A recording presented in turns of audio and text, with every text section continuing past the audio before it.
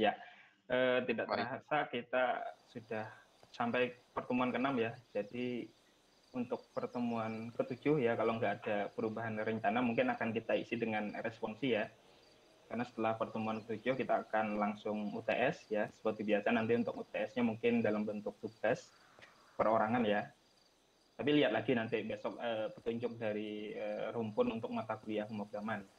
Kalau seingat saya untuk semester sebelumnya tugas perorangan ya seperti itu.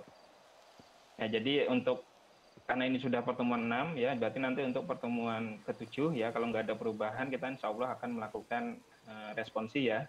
Jadi nanti materinya ya sampai sini gitu ya dari pertemuan pertama sampai pertemuan terakhir hari ini yaitu uh, OOP bagian 1 ya. Hari ini kita materinya adalah tentang enkapsulasi ya. Ya, jadi kita bahas dulu konsep pertama dari OOP ya. Jadi kemarin kan sempat saya bahas ya sekilas tentang apa itu OOP. Ya, jadi kita langsung saja masuk tentang definisi dari OOP. Mungkin masih ada yang ingat apa yang maksud dengan OOP? Kemarin sempat sekilas kita bahas ya di pertemuan keberapa itu ya? Pertemuan sekarang ke-6, ke-4 kalau nggak salah ya, sekilas saya menyinggung tentang OOP. Oke, untuk yang presensi manual nanti di list dulu aja, mungkin bisa diserahkan ke Mas Dani ya dan tim, ya nanti saya infokan barengan saja. Oke, kembali ke materi, ada yang masih ingat definisi apa itu OOP? Ada yang ingat nggak? OOP adalah, gimana? Ada yang ingat?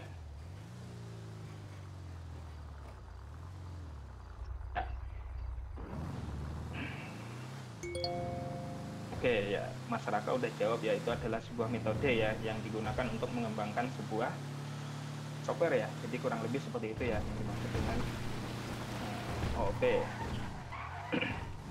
Oke, jadi OOP itu singkatan dari Object Oriented Programming ya. Jadi OOP itu adalah sebuah metode ya, sebuah cara, sebuah pendekatan, sebuah paradigma ya yang digunakan dalam mengembangkan sebuah software ya dengan cara memecah modul aplikasi yang menjadi unit-unit kecil yang disebut dengan objek ya. Sekumpulan objek inilah yang akan bekerja sama untuk membangun sebuah sistem. Nah, itu yang dimaksud dengan OOP. Jadi OOP itu adalah sebuah metode, sebuah cara. Jadi bukan sebuah teknologi ya, sehingga OOP itu bisa digunakan di banyak pemrograman, di bahasa pemrograman ya. Seperti C#, Java ya, PHP, terus Python dan bahasa pemrograman lainnya ya yang saat ini banyak digunakan untuk mengembangkan aplikasi mobile, desktop dan web ya. Itu rata-rata sekarang itu sudah menggunakan konsepnya sudah menggunakan OOP seperti itu. Itu yang dimaksud dengan OOP ya. Jadi dia adalah sebuah metode, jadi bukan sebuah teknologi ya, sehingga bisa diterapkan di banyak bahasa pemrograman. Ya. Nah, di dalam konsep OOP menganggap segala sesuatu adalah objek ya.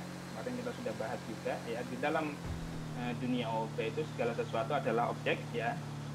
Orang ya, dosen, mahasiswa itu dianggap sebuah objek, tempat, kejadian ya, itu juga dianggap sebagai sebuah objek ya. Proses juga walaupun sebuah proses ya dianggap juga menjadi sebuah objek. Nah, itu yang dimaksud dalam konsep OOP. Segala sesuatu adalah objek. Nah, ketika kita bicara tentang objek berarti kita juga tidak lepas dari yang namanya kelas ya, yang ya di pertemuan-pertemuan sebelumnya sudah kita bahas ya, apa bedanya kelas dan objek ya, yang mana yang harus kita siapkan terlebih dahulu, apakah kelas atau objek seperti itu yang dimaksud dengan OOP ya. Jadi OOP itu adalah sebuah paradigma, sebuah metode ya dalam mengembangkan sebuah software ya yang menganggap segala sesuatu adalah objek, baik itu kata kerja, baik itu kata benda, kata sifat, semuanya dianggap sebagai sebuah objek. Anda minjam buku di perpus, itu proses sirkulasi, prosesnya itu juga dianggap sebagai sebuah objek ya. Jadi tidak hanya benda saja, mobil, bangunan ya, orang, hewan, apalagi pokoknya segala sesuatu di dalam dunia OOP adalah objek. sesuai dengan istilahnya OOP ya, Object Oriented Programming. Ya, jadi kita memetakan objek-objek yang ada yang diambil dari di dunia nyata ya, itu kemudian kita modelkan menjadi sebuah aplikasi seperti itu. Nah, ciri-ciri objek itu kan ada dua ya, secara umum ada mempunyai sifat atau informasi, yang kedua adalah proses atau behavior ya. Kalau sifat kemarin sudah kita bahas, diwakili oleh feel dan properties, kemudian behavior atau tingkah laku atau proses diwakili oleh sebuah metode ya. Jadi ciri-ciri sebuah objek itu ya secara umum dia punya data, informasi, dan juga punya sebuah atau kemampuan atau proses ya yang diwakili oleh sebuah metode seperti itu. Sudah kita bahas di member class ya. Nah ini ya seperti yang sudah saya definisikan tadi secara umum ya. Jadi OOP itu merupakan salah satu metode ya dalam mengembangkan software ya, yang mana OOP itu memodelkan ya objek-objek yang ada di dunia nyata menjadi sebuah software seperti itu. Itu yang dimaksud dengan OOP. Jadi dia adalah sebuah konsep, sebuah metode dalam mengembangkan sebuah software. Oke, sampai di sini ada yang ditanyakan? Belum ya? Kita lanjut dulu. Oke, setelah kita membahas definisi ya, kemarin kita juga sudah membahas sekilas ya bahwa OOP itu mempunyai beberapa konsep ya di dalam implementasinya ya. Kemarin sudah kita bahas OOP ya kemarin. Nah, ini ada yang masih ingat ya yang disebut juga dengan istilah pilar-pilar OOP. Yang pertama, ada yang ingat apa? Ada yang masih ingat nggak? OOP itu kan punya pilar-pilar OOP ya, kemarin juga sudah kita bahas di pertemuan keempat kalau nggak salah ya. Abstraction, encapsulation. Ya, ada abstraksi ya, ada apa lagi? Ya, ada pewarisan atau inheritance. Kemudian apa lagi? Dua lagi. Enkapsulasi. Iya, enkapsulasi, benar. Satu lagi. Abstraksi itu. Abstraksi udah tadi. Polymorphism. Iya, oke. Itu adalah, ya ini adalah 4 konsep ya yang membangun sebuah konsep dasar OOP ya. Jadi OOP itu sebuah metode, dia dibangun dari 4 buah konsep ya. Yang pertama disebut dengan enkapsulasi, yang kedua disebut dengan inheritance atau pewarisan, kemudian ada polymorphism, yang terakhir adalah abstraksi ya. Kemarin juga sekilas sudah kita bahas ya. Jadi untuk pertemuan hari ini kita bahas enkapsulasi. Nah, sebenarnya kalau dulu itu pas di kelas ya, pas di lab itu sampai materinya sampai sini ya. Pas di lab ya, kita bisa ngebut, tapi karena ini kuliahnya online, kita cuma baru sampai sini ya. Soalnya kemarin itu materi properti dan method itu kalau di lab itu bisa saya gabung menjadi satu pertemuan ya.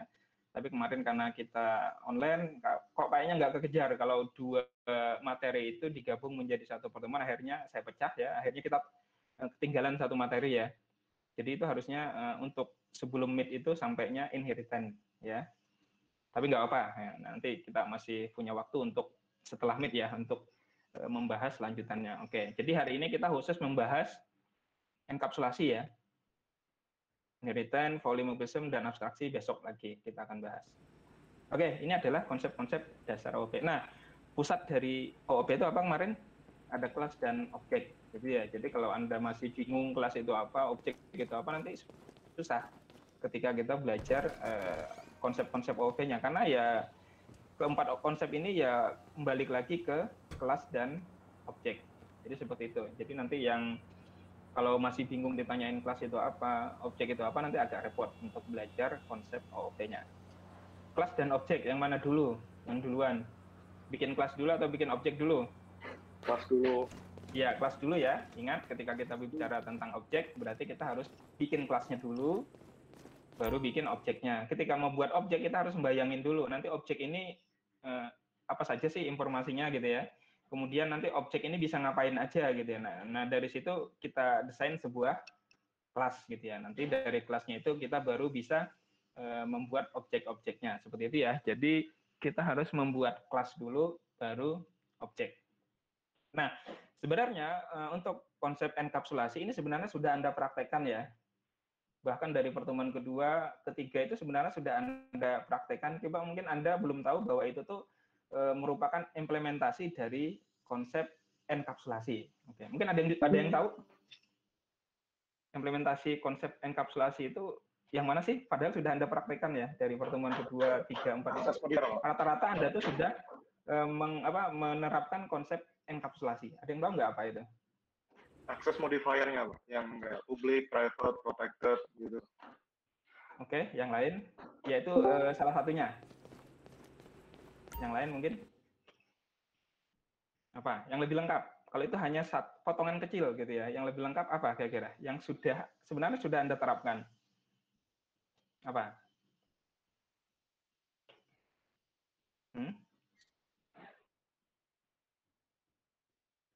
Yang tahu, ini sudah Anda praktekkan dari pertemuan kedua, ketiga, keempat, kelima. Sudah Anda praktekkan bolak-balik gitu ya. Nah ya, jadi kelas ya, benar Mas Raka ya. Jadi implementasi konsep enkapsulasi itu yaitu kita membuat sebuah kelas yang di dalamnya terdiri dari member-member kelas ya. Ada property, ada field, ada method, ada konstruktor. Nah itu adalah konsep implementasi konsep dari enkapsulasi. Jadi istilahnya kalau enkapsulasi ini kan teorinya, prakteknya ya Anda bikin kelas gitu ya. Jadi itu yang dimaksud dengan enkapsulasi ya. Jadi enkapsulasi itu implementasinya adalah sebuah kelas yang mana di dalamnya terdiri dari member-member kelas. Ada field, ada property, ada method, ada apalagi, ada konstruktor, ada event, ya ada delegate dan sebagainya seperti itu. Oke ya. Ya, kita lihat dulu ya definisi enkapsulasi. Apa itu enkapsulasi? Ya, enkapsulasi adalah sebuah teknik ya yang digunakan untuk menyembunyikan informasi ya yang dibungkus di dalam sebuah kelas. Nah, itu sudah pernah Anda pelajari kan? Anda udah bolak-balik bikin kelas ya, ada kelas mahasiswa, ada kelas dosen, ada kelas kalkulator dan sebagainya. Ya, kemarin Anda juga sudah membuat metode, Anda sudah membuat field property, nah seperti itu. Jadi Anda sudah di praktikum-praktikum sebelumnya kita sudah menerapkan konsep enkapsulasi, ya, yang mana kita membungkus informasi ya dan proses ya. Informasi diwakili oleh field atau property, kemudian sebuah proses diwakili oleh sebuah metode ya di dalam sebuah kelas. Nah itu ya. Ya jadi kita punya metode, punya field, ada properties juga ya. Sebenarnya banyak di sini saya cuma tampilkan cuma metode field, padahal kan masih banyak ya, ada konstruktor ya, kemarin sudah kita pelajari, ada event juga, ada delegate dan sebagainya, banyak ya. Nah, yang dibungkus di dalam sebuah kelas. Nah, itu yang dimaksud dengan enkapsulasi. Ya, jadi adalah sebuah teknik ya atau sebuah metode di dalam konsep OOP yang mana teknik ini membungkus sebuah informasi ya dan sebuah proses di dalam sebuah kelas. Nah, itu yang dimaksud dengan enkapsulasi. Jadi implementasi enkapsulasi yaitu kita membuat sebuah kelas ya yang di dalamnya terdiri dari member-member kelas seperti itu. Nah, itu yang dimaksud dengan enkapsulasi. Jadi gampang gitu ya. Implementasinya ya bikin sebuah kelas gitu, bikin sebuah field, properties, method dan sebagainya. Oke, itu definisinya ya. Berikutnya kita lihat manfaat dari enkapsulasi itu sebenarnya apa sih gitu ya. Ya, kita lihat ini adalah beberapa manfaat ya manfaat dari enkapsulasi. Ya, yang pertama ya, manfaat pertama, user tidak perlu tahu ya detail implementasi dari sebuah kelas. Ya. User tidak perlu tahu detail implementasi dari sebuah kelas. Kemudian user hanya cukup mengetahui metode dan properti yang ada di dalam sebuah kelas dan bagaimana cara menggunakannya. Nah, ini dua manfaat ini kan kemarin sudah saya ilustrasikan ya, ketika Anda punya motor gitu ya, mau pulang atau mau pergi ya, kita kan nggak perlu tahu ya proses yang terjadi dalam sebuah motor itu, mulai kita dari memasukkan kunci motor ya, starter, kemudian mindah giginya, terus motornya jalan. Nah, itu kan terdiri dari banyak proses, tetapi kita tidak perlu tahu implementasinya gimana. Mulai kita masukkan kunci motor ya, kemudian kita ganti giginya ya, gigi satu, terus kita ngegas. Itu ada yang tahu nggak prosesnya gimana? Gini Pak, begitu masuk kunci prosesnya gini-gini. Terus ketika giginya kita pindah gigi satu, kemudian ngegas, itu prosesnya ada yang tahu nggak? Di kelas ini ada yang tahu nggak? Hah? Ada yang tahu nggak? Nggak ada ya, padahal kita udah pakai motor itu bertahun-tahun, tapi kita nggak tahu prosesnya. Yang kita tahu hanya cara makainya, gitu ya. Gimana sih caranya biar motor itu bisa jalan? Nah, kita yang penting tahu cara pakai motornya, kita nggak perlu tahu proses yang terjadi di dalamnya. Nah, itu yang dimaksud, itu contoh penerapan konsep enkapsulasi di dalam dunia nyata, gitu ya. Nah, tapi tentunya di sini penerapan enkapsulasinya dalam hal pembuatan software ya, nanti akan saya demokan ya. Jadi contohnya seperti ini ya. Eh,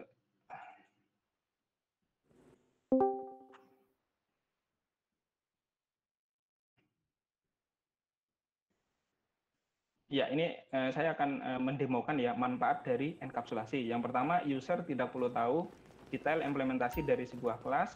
Kemudian, user hanya mengetahui metode dan properti apa saja yang ada di dalam kelas tersebut.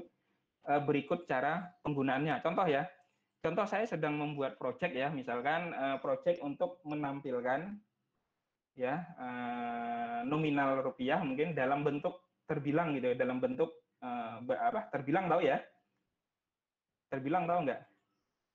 Biasanya kan misalkan 1 juta, nanti ada tulisan di bawahnya 1 juta rupiah. Nah, seperti itu. tulisan Oke. Tulisan itu ya. Ya. Oke, contoh misalkan saya akan membuat aplikasi seperti itu. Contoh ya, ini pakai aplikasi konsol, saya siapkan dulu. Misalkan nanti ketika program dijalankan ada input gitu ya. Misalkan input nominal ya. Kemudian nominal. Ya, ini udah kita pelajari ya, nggak usah bingung ya. Ini udah kita pelajari di pertemuan pertama ya, di materi fungsi-fungsi I/O, input output ya. Kita sudah pelajari bagaimana caranya menampilkan tulisan di layar monitor ya, kemudian bagaimana cara menampung input ya yang kita ketikkan di dalam sebuah keyboard, itu sudah kita pelajari di pertemuan pertama. Jadi jangan bingung lagi ya. Untuk menampung input kita pakai perintah apa? Kalau write kan untuk menampilkan ke layar monitor ya, untuk menampung input pakai apa? konsol readline. Ya, readline ya. Oke, ingat readline ini kan sebuah fungsi atau sebuah metode yang mengembalikan nilai string ya, makanya di sini kan nggak compatible ya. Ini kalau kita lihat kan string ya. Coba kita lihat readline string. Jadi karakter-karakter yang kita inputkan itu baik berupa huruf atau angka itu ditampung ke dalam sebuah string. Nah, sedangkan di sini karena kita butuhnya integer, berarti harus kita casting dulu ya, atau kita konversi dulu dengan menggunakan perintah dengan memanggil kelas convert ya, to gini ya. Nah, seperti ini. Oke. Kemudian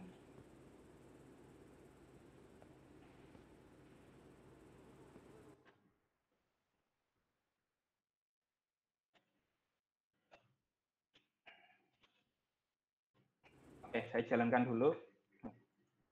Kemudian saya siapkan misalkan terbilang. Saya jalankan. Input nominal misalkan 100.000. Nah, harusnya nanti keluar terbilang dalam bentuk bahasa Indonesia 100.000. Nah, di sini saya misalkan belum tahu nih gimana sih caranya bikin fungsi terbilang ya. Pasti nggak sederhana, pasti panjang gitu ya. Daripada saya ribet-ribet mikirin sendiri logikanya gimana, mungkin butuh waktu 1 hari 2 hari, mendingan saya menggunakan ya fungsi-fungsi terbilang yang mungkin sudah tersedia gitu ya. Jadi ketika membuat sebuah software itu nggak mesti kita harus bangun semuanya dari awal gitu ya. Jadi misalkan kayak Anda misalkan kerjanya tukang gitu ya. Anda mau bangun rumah, Anda kan nggak mungkin bangun semuanya dari awal. Nggak mungkin batu batanya bikin sendiri, keramiknya bikin sendiri gitu ya, atapnya bikin sendiri, nggak mungkin kan. Yang penting kita bisa bangun rumah, ketika butuh batu bata kita tinggal beli gitu ya, ketika butuh keramik kita tinggal beli, jadi nggak usah bikin batu batanya sendiri, nggak usah bikin keramiknya sendiri gitu ya, kita ambil saja yang sudah ada. Nah, begitu juga ketika membuat sebuah software. Nah, tentu di internet sudah ada yang bikin fungsi terbilang itu seperti apa. Nah ya, jadi sini user tidak perlu tahu detail sebuah implementasi dari sebuah kelas. Kita tinggal cari aja kelas yang sudah siap, yang di dalamnya sudah ada implementasi fungsi terbilang gitu ya. Oke. Nah, misalkan di sini ya dari hasil pencarian saya udah nemuin nih yang dibuat oleh orang lain di sini ya. Sini sudah saya tambahkan ada project orang ya. Kemudian di dalamnya ada kelas terbilang. Oke, nah di sini saya tinggal membuat objek dari kelas terbilang yang sudah dibuat oleh orang lain ya. Berarti saya tinggal membuat objek terbilang sama dengan new terbilang. New setelah new ini apa kemarin? Ingat ya, ini nama kelasnya, nama variabel atau objek. Setelah new ini apa? Ini apa kemarin? Konstruktor. Iya, konstruktor ya. Jangan sampai salah lagi ya. Ini adalah nama kelasnya atau tipe datanya. Tipe datanya adalah reference. Di sini nama objeknya adalah terbilang. Kemudian untuk sebuah objek itu biasanya kita menggunakan keyword new. Setelah new ini adalah konstruktor ya. Jadi jangan salah lagi. Jadi setelah new ini bukan nama kelas ya, tapi nama konstruktor. Oke, terbilang. Kemudian saya tinggal terbilang. Nah, ini udah ada metodenya, terbilang Indonesia ya. Saya buka, oh ternyata terbilang Indonesia ini dia butuh parameter nominal ya. Di sini kita sudah ada nominalnya. Jadi tinggal lewatkan nominal. Nah, programnya saya jalankan. Saya importkan 1.250 keluarga. Nah, ini udah keluar gitu ya. Terus kita bilang. Nah, ini adalah manfaat dari enkapsulasi. User tidak perlu tahu bagaimana implementasi dari sebuah kelas. User dalam hal ini saya gitu ya. Saya tidak perlu tahu bagaimana sih caranya membuat fungsi terbilang. Yang penting saya itu tahu cara makainya gitu ya. Itu yang dimaksud dengan manfaat dari enkapsulasi. Lihat di sini. Saya nggak perlu tahu terbilang itu gimana. Yang penting saya ngerti cara makainya. Cara makainya apa? Saya tinggal buat objeknya, kemudian tinggal panggil nama metodenya. Oh ternyata metodenya butuh parameter, parameternya tipenya adalah integer, udah gitu ya. Saya jalankan aplikasinya, saya masukkan nominalnya, berapa lagi nih? 1, 2, 3, 4, 5, 6, 7, 8, 9. Kan otomatis 12 juta, 3 langit. Nah di sini, nah itu ya manfaat dari enkapsulasi. Ya, jadi sebuah kelas, dalam hal ini kelas terbilangnya sudah dibungkus prosesnya di dalam sebuah kelas. Nah, di sini kan saya nggak tahu isi terbilang itu seperti apa, gitu ya. Oke, sampai di sini ada yang ditanyakan tentang manfaat dari enkapsulasi, gitu ya. Jadi kita dalam hal ini tidak perlu tahu bagaimana sebuah kelas itu, bagaimana sebuah proses yang terjadi di dalam sebuah kelas. Yang penting kita tahu cara makainya. Sama kayak motor tadi ya, kita punya motor, kita punya mobil, kita nggak perlu tahu dalamannya itu gimana sih prosesnya. Yang penting kita tahu cara menggunakannya. Oke, sampai di sini ada yang ditanyakan? Nah, misalkan kalau kelas terbilang ini open source, nah itu kan berarti source code-nya bisa kita lihat gitu ya. Terbilang itu prosesnya seperti apa? Nah, kan seperti ini. Ternyata nggak sederhana gitu ya. Nah, Anda lihat seperti ini. Kalau dia open source gitu kan, kalau library-nya itu atau project-nya itu closed source kan kita nggak bisa ngerti gitu ya. Kita hanya nebak-nebak aja mungkin prosesnya seperti ini. Tapi kalau project-nya open source kita bisa lihat implementasi proses terbilangnya seperti apa. Nah, seperti ini. Ternyata kan panjang kan? Anda mau bikin ini berapa hari nih? Butuh waktu ya, butuh waktu trial and error dan sebagainya. Nah, seperti itu ya. Jadi kita bisa, jadi enaknya bahasa pemrograman itu kan gitu. Kita nggak usah bikin dari awal, yang penting kita cari nih, ada fungsi, ada kelas, sesuai dengan keinginan kita, ya udah pakai aja gitu. Kita nggak perlu tahu dalamannya seperti apa. Nah, itu manfaat dari menggunakan konsep enkapsulasi. Ya, sampai sini ada yang ditanyakan? Udah paham ya? Udah punya gambaran ya? Enkapsulasi itu seperti apa? Jadi enkapsulasi itu membungkus sebuah file informasi atau sebuah proses ya di dalam sebuah kelas. Gitu ya. Tadi sudah saya demokan ya, sudah saya ilustrasikan di dunia nyata itu seperti apa konsep ilustrasinya. Kemudian dari penulisan kode program juga saya sudah ilustrasikan ya atau demokan bagaimana sih cara kerja dari enkapsulasi ya. Jadi kita bisa menggunakan kita tidak perlu tahu implementasi dari sebuah kelas, prosesnya seperti apa di dalamnya. Yang penting kita tahu cara makainya, gitu ya, seperti itu. Oke, berikutnya ya, kita sudah tahu definisi enkapsulasi itu apa, ya, kemudian manfaatnya juga apa. Berikutnya kita bahas yang ini ya. Ini walaupun kemarin sudah kita bahas ya, jadi sekilas saja. Fill dan method kemarin sudah kita bahas ya. Jadi ini sambil lalu aja. Karena memang materi enkapsulasi yaitu kelas dan membernya, seperti itu ya. Fill, private variable ya, kemarin sudah kita bahas. Field adalah variabel yang dideklarasikan di dalam sebuah kelas ya. Field merupakan member dari kelas ya. Field berisi informasi tentang kelas ya, itu ya. Jadi kan secara umum kelas itu cuma punya dua ya, ada informasi, ada proses. Ya, informasi diwakili oleh field, kemudian proses diwakili oleh metode ya atau fungsi. Field adalah berisi informasi tentang sebuah kelas. Jadi tergantung kelasnya ya. Jadi misalkan ada kelas dosen, berarti field-nya apa saja? Ada nick, ada nama, alamat, tanggal lahir, nomor HP dan sebagainya. Kalau kelasnya mahasiswa berarti ada NIM, ada nama, ada alamat, ada nomor HP, ada alamat orang tua dan sebagainya. Kalau feel-nya tentang kendaraan ya berarti ada pintunya, ada jumlahnya, jumlah bannya dan seterusnya. Itu yang dimaksud dengan feel ya. Jadi feel itu memberikan gambaran atau sifat dari sebuah kelas. Nah, secara umum access modifier field adalah private atau protected ya. Nah, kemarin kan di pertemuan sebelumnya kita sudah membahas dua akses modifier ya, ada private dan public. Ada yang masih ingat nggak private itu maksudnya akses modifiernya gimana? Private itu cuma bisa buatnya sendiri. Ya, oke. Jadi private itu field-nya itu hanya bisa diakses di dalam kelas itu sendiri ya. Di sini saya ambil contoh, misalkan saya tambah kelas baru ya mahasiswa. Kemudian saya punya field ya. Kan kemarin cara bikin field itu sama persis kayak bikin variabel ya, dimulai dengan tipe data NIM ya, kemudian saya kasih private. Oke, berarti NIM hanya bisa dikenali di dalam kelas mahasiswa. Itu yang dimaksudnya ya. Yang dimaksud dengan private. Jadi private itu bisa kita tambahkan ke dalam sebuah bisa apa istilahnya ya, kita berikan untuk sebuah field, bisa juga untuk sebuah metode, misalkan private nanti hitung IPK gitu ya. Nah, ini kan field, ini metode. Oke, jadi akses modifiernya sama, private dan ini sama-sama private gitu ya. Kayak gitu ya. Yang dimaksud dengan, nah secara umum akses modifier field adalah private atau protected.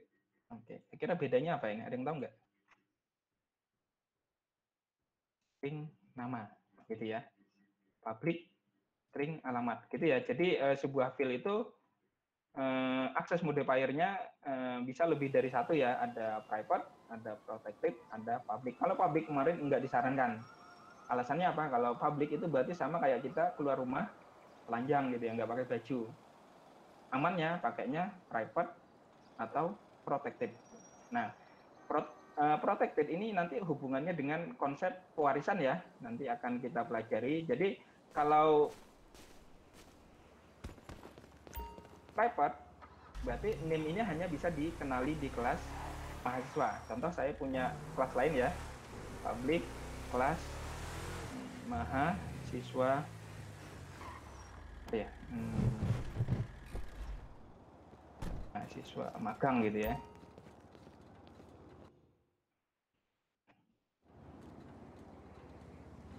Saya buat objek dari kelas mahasiswa ya, mahasiswa.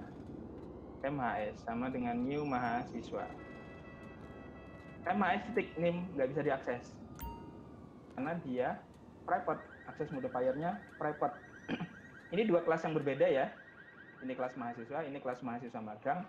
Nah, dari sini, dari kelas mahasiswa magang, saya tidak bisa mengakses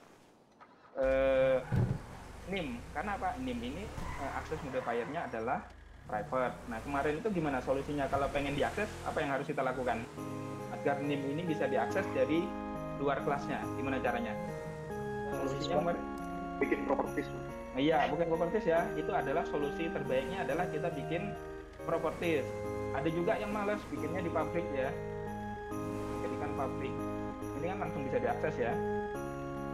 Sudah muncul NIM-nya ya. Public, cuma public ini prakteknya kurang bagus ya, seperti saya bilang tadi. Sama seperti Anda keluar rumah nggak pakai baju gitu ya. Jadi tetap amannya itu tetap pakai private. Nanti kita buatkan propertiesnya ya. Nah, bagaimana cara buat properties kan sudah kita pelajari. Ya, jadi dengan menggunakan properties kita bisa memvalidasi data yang masuk ke dalam NIM. Misalnya kita kita bisa validasi data yang masuk itu hanya berupa angka dan titik, nggak boleh huruf, itu bisa kita validasi dengan menggunakan properties. Tetapi kalau langsung public itu nggak bisa, nanti semua data bisa masuk gitu ya.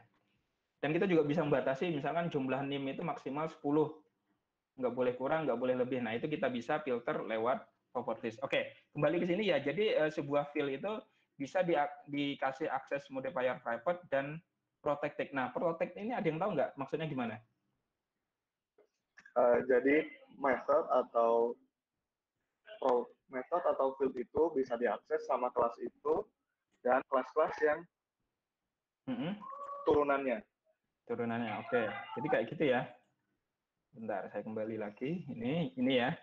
Jadi field yang mempunyai akses protected, jadi dia bisa diakses di dalam kelas itu sendiri dan kelas turunannya. Nah, walaupun kita belum belajar ya kelas turunannya, nanti sekilas aja. Contoh di sini.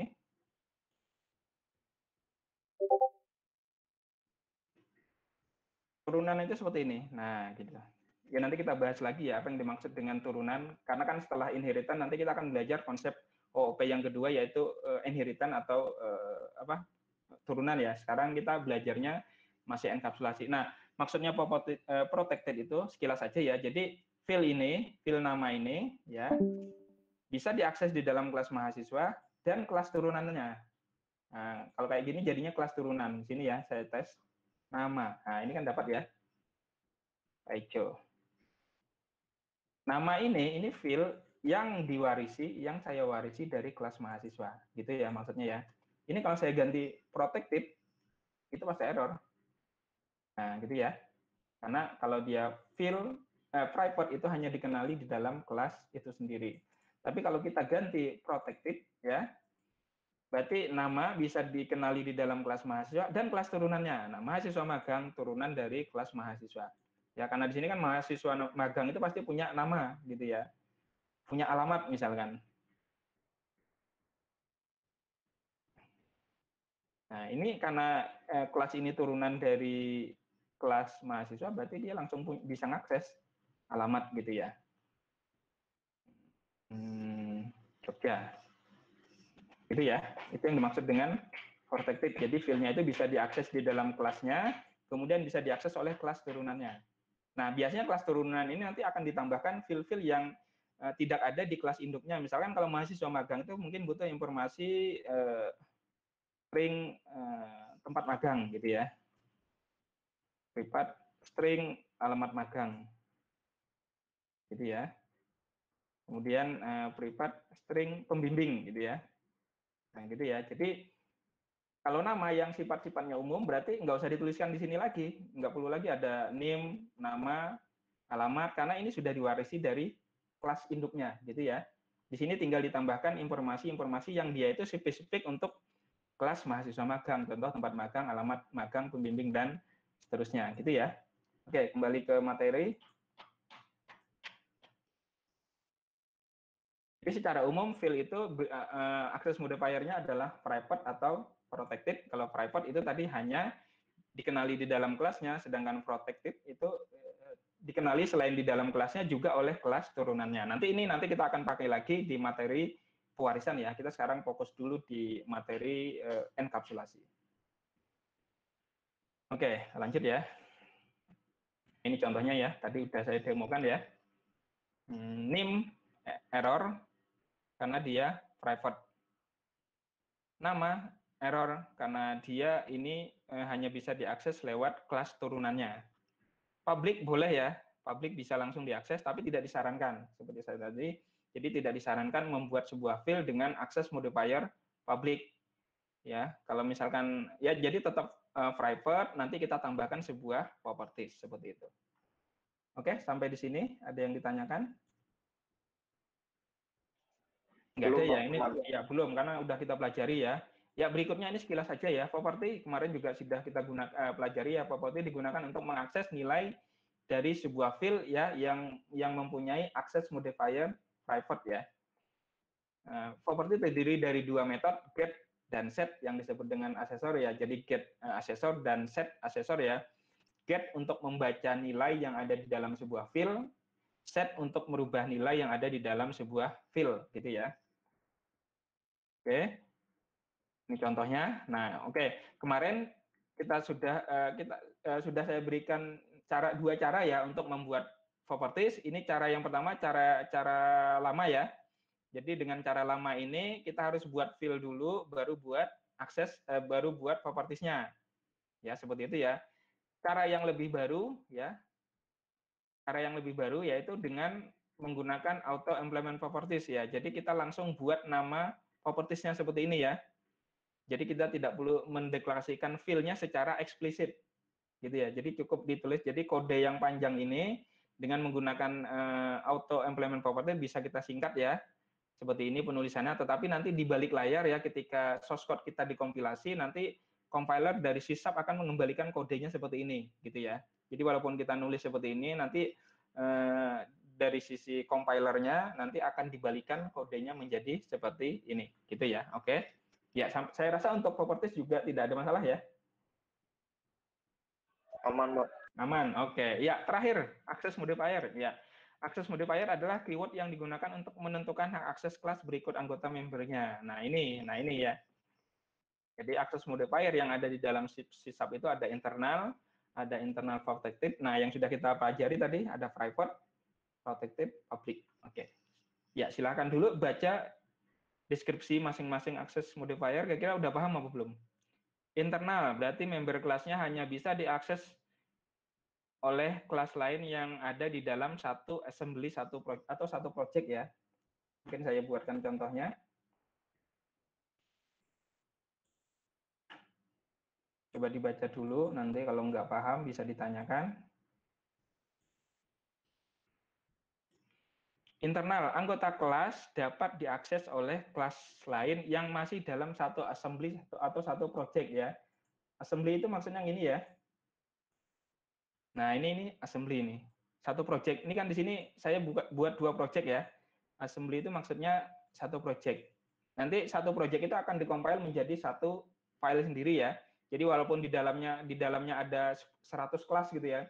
Kelas A, kelas B, kelas C dan sebagainya, ketika dikompil nanti jadinya cuma satu file. Saya coba ya. Nah, ini. Saya lihat di Windows Explorer. Nah, jadinya nanti cuma satu file seperti ini. Yang ini nggak penting ya. Nah, berarti di dalam file ini nanti ada kelas A, kelas B. Kalau saya nambah lagi kelas mahasiswa, kelas dosen dan sebagainya, itu nggak kelihatan di sini, nggak kelihatan. Jadi ketika dikompil jadinya hanya dalam bentuk satu file. Nah, satu project akan menjadi satu file. Nah, ini yang disebut dengan assembly ya. Yang ini assembly. Berarti kelas-kelas yang masih dalam satu project itu kalau akses modifiernya internal itu bisa diakses oleh kelas lain. Contoh ya, misalnya contoh di sini saya punya kelas A, kelas B. Kelas A, oh ya sebentar ya, saya ada interupsi sebentar.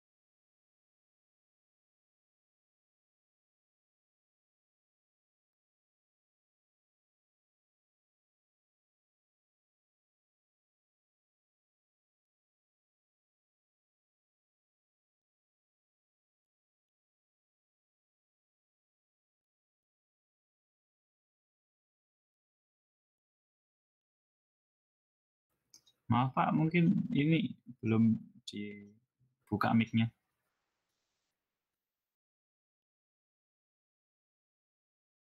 Oke, kembali ya ke sini tadi. Kita bahas akses modifier yang pertama internal ya. Di sini dijelaskan bahwa member kelas yang akses modifiernya internal dia itu bisa diakses oleh kelas lain dengan syarat masih dalam satu project gitu ya. Saya demokan. Ini kelas A punya apa ya? Private string name. Saya punya kelas B. Kelas B saya buat sebuah metode test gitu ya. Kemudian saya buat objek dari kelas A. Kelas A, objek sama dengan new kelas A. Objek titik, nah name-nya nggak kelihatan ya.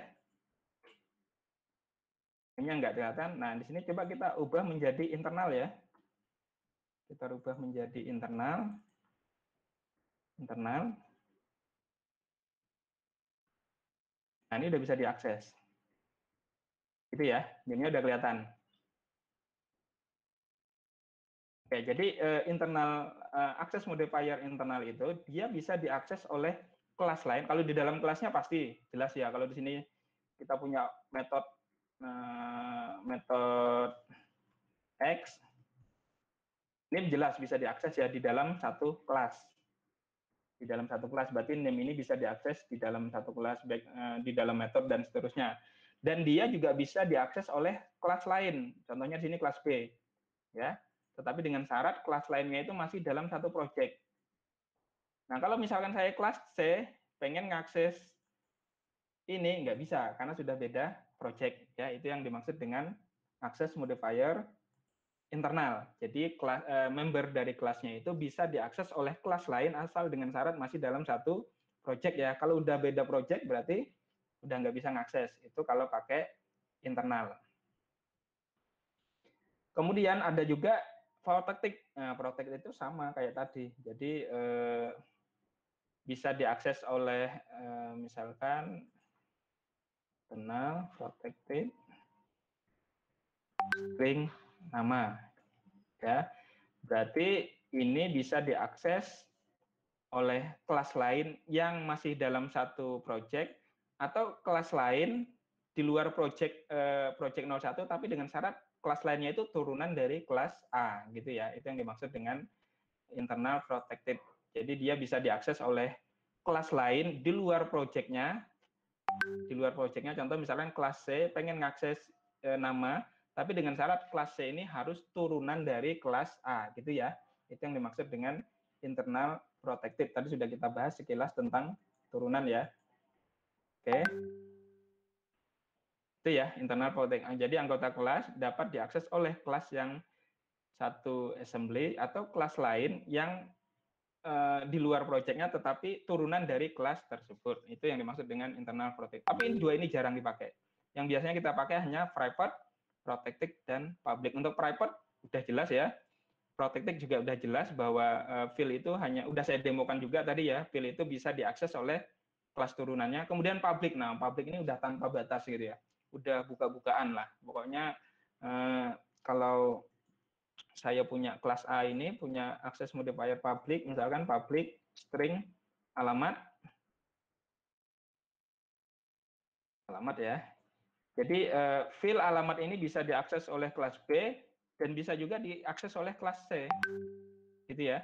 Jadi kalau kelas ini kan udah beda project ya.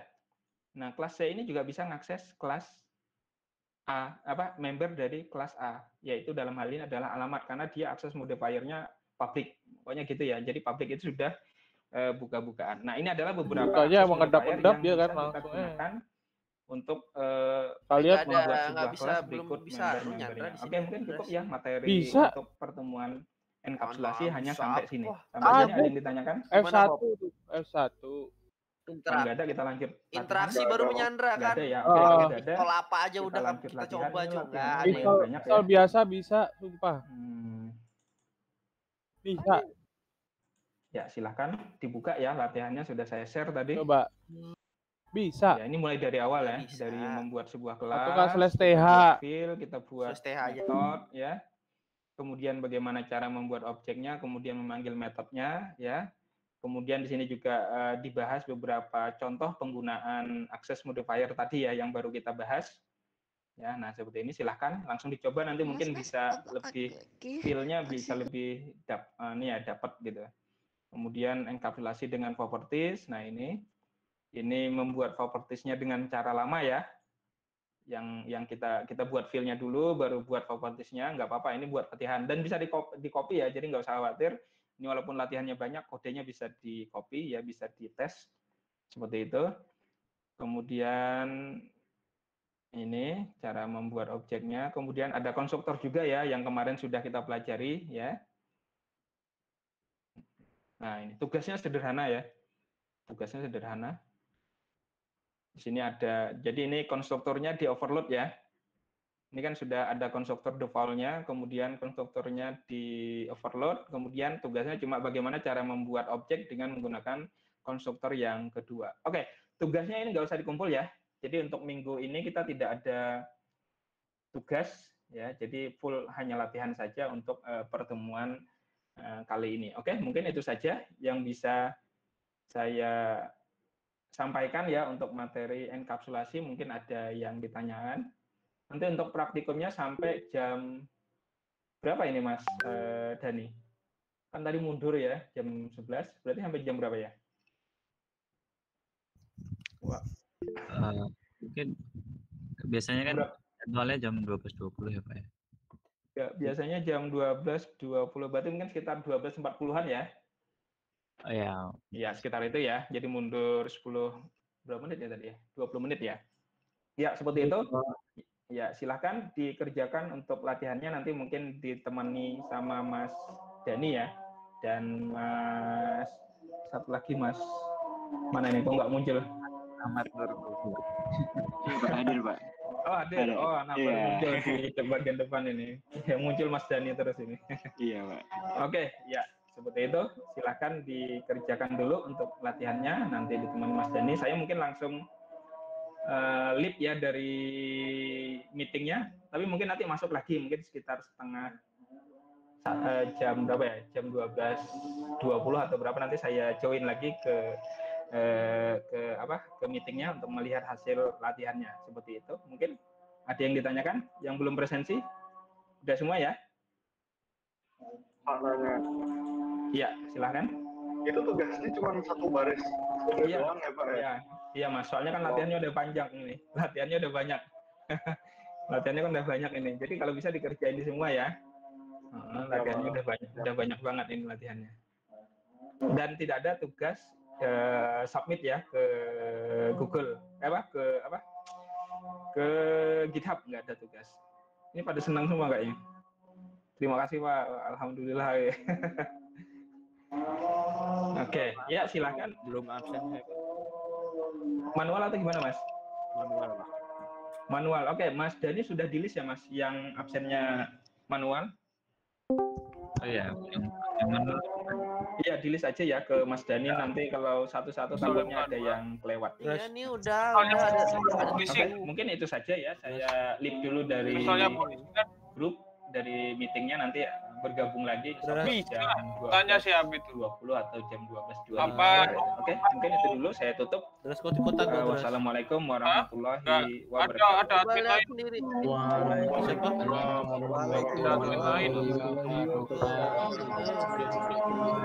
Yuk. Tuh. Lu emang udah pegang itu pistol apa anjing? Mana lihat?